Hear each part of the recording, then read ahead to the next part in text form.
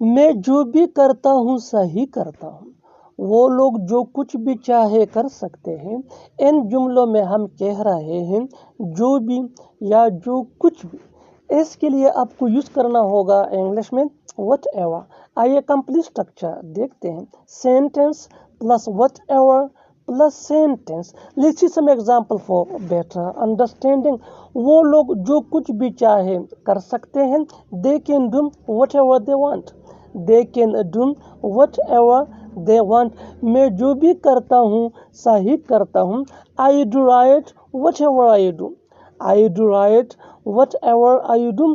اور آخر میں یہ دو جملے آپ کے لیے کامن سیکشن میں ان کا جواب ضرور دینا۔ پہلا جملہ ہے جو کچھ تم چاہو خرید سکتے ہو، جو کچھ تم چاہو خرید سکتے ہو۔